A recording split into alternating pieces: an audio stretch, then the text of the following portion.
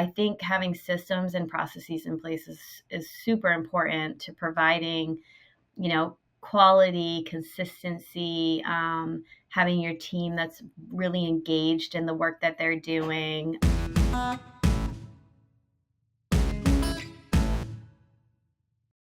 Krista, to kick us off, introduce yourself. Tell me like your title, kind of how you like to be labeled or called, and then what's the origin story of the business? Take me back to the early days and how you first got started.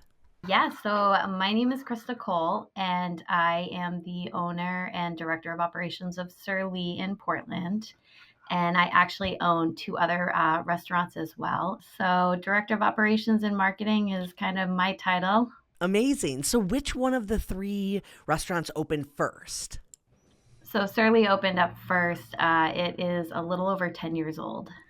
Amazing. And talk to me about what led you to opening that first restaurant. Were you working in the industry and wanted to do your own thing? How did you get started? Yeah, so it's funny, my first career was nursing, and I ended up in Denver, Colorado, went back to grad school. I knew I wanted to be an entrepreneur, so I shifted from healthcare to business and then had an opportunity. I'm from Maine, to move back home and be a partner in a restaurant, which I think in the beginning I was like, man, going from being a nurse to working in hospitality, which I had worked in hospitality during college. That's going to be a big change. There was a lot of skills that transferred. So that's the origin story. I love that. And it's always so interesting to me when people start doing something else and then they pivot into entrepreneurship. And there's a lot of connections probably between bedside manner and handling, patients and serving customers. And it sounds like you do a lot of that kind of business operations and things of that nature. Do you want to tell me a little bit more about kind of your role when the business first opened and what you did to get it going? Yeah, so my role in the beginning was writing the business plan, seeking out some spaces, working with lenders to get the financing for build out, and then building the team and all the systems and the branding. So building the brand, marketing. And I think what I really love the most about the restaurant is leading teams of people. So I get really excited about human resource management and leading teams. That's awesome. And I think in the industry, culture is so important to building and cultivating teams. So it's cool that you have that experience. And we'll get into a little bit of that and how it curates the customer experience in a little bit. But I'd love if you can share kind of like the concept for the restaurant and if it still holds true to how it opened 10 years ago. So I was living in Denver at the time. I loved wine and tapas bars. So I loved small plates, and I geek out on wine. So I love exploring different wines in different regions and how they're so different. So Portland at the time didn't really have a lot of tapas restaurants. I don't think there was any. So it seemed like a really exciting time to get back to Maine, be closer to my family, and also seemed really cool. So we focused on, it was supposed to be a wine bar at first. We did have a little bit of questions as to whether wine bars serve food. So the trend wasn't really popular back in Portland. So we did kind of shift the brand a little bit to Sur Lie, fine food, fine wine, but it still holds true. Wine focused. We do have a really amazing cocktail program. I will say that the cocktails, we probably exceed the wine at this point in cocktails, but still holding true to that small, eclectic tapas style dining. Amazing.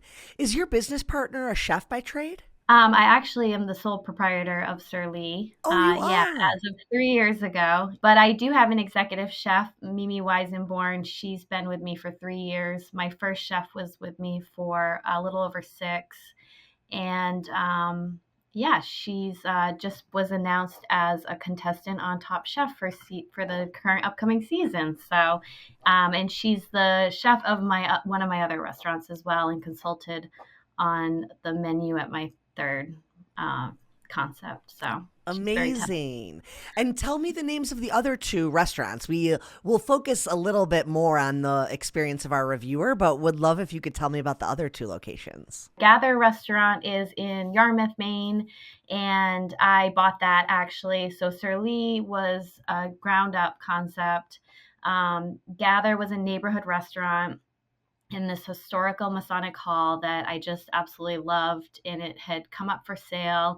And I just really thought that we could, take over and continue the farm to table community work that they had been doing. So that I just purchased about 3 years ago. And then I opened up Cat Face Cafe a year ago in Biddeford, Maine. It is way different than the two restaurants, and I'm having so much fun. How did I not know that you have a cat cafe?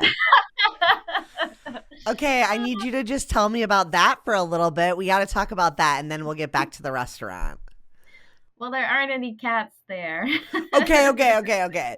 So tell me, but it is a cafe, right? It is, Okay. yeah. Tell me a little about that concept. Yeah, so a friend of mine who owned a market slash, little small cafe there prior, she was leaving the space, and it was turnkey. Biddeford's a mill town, and I grew up in East Millinocket, Maine, which is a very small mill town. So there's just something really sentimental about the old like working mill towns of Maine. Um, so, cat face is a term used to describe a healing wound in a tree, and the sawmill and textile mills would use that term, and so it's a nod to the history of the logging industry and paper mill industry in Maine. So, That is so yeah, cool. And I yeah. love how the business that we're focusing on was your first concept, but then you bought these other businesses that existed.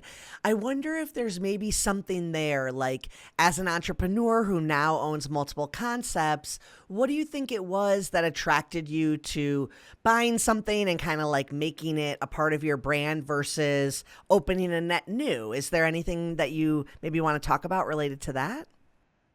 Yeah, I did like the idea of buying Gather and keeping it Gather because I did kind of toy with the idea of rebranding it. But it was such a community loved restaurant, and it just held this, it had been there for 10 years. It just held a lot of sentiment within the community and in that old Masonic hall. So it was challenging, though, to, keep the name and keep the restaurant, try to kind of make it your own and make some changes, but not too much and too fast. And, also really try to, be on top of and really reading what our guests wanted. So that was challenging. And then Cat Face, we pretty much took the space and then rebranded the concept as well, but still had a lot of people that loved the previous business that were really excited to see who was going to take it next. So we had so much of that community support and love. It was really nice. Amazing. Okay, I think the last like origin question that I'll ask a lot of entrepreneurs, especially when they're small, and maybe that is a difference. You're at larger scale with more employees, etc. But they have a hard time like finding the time to even make processes or understand like why that's going to benefit them in the long run. And I feel like you're a restaurateur who like that's what you came in to focus on. So is there anything you can share about like why that's so important, maybe the benefits it's created for you or anything that might spark for you?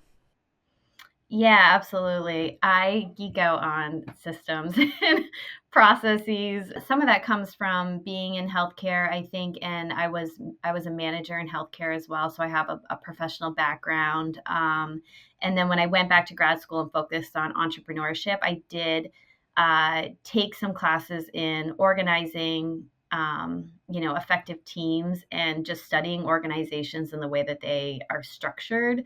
And so I think having systems and processes in place is super important to providing, quality, consistency, having your team that's really engaged in the work that they're doing, being able to hold people accountable. And, it should be a well-oiled machine, and there should be, very clear expectations and, one way of doing things. So I definitely agree that systems and processes are very important.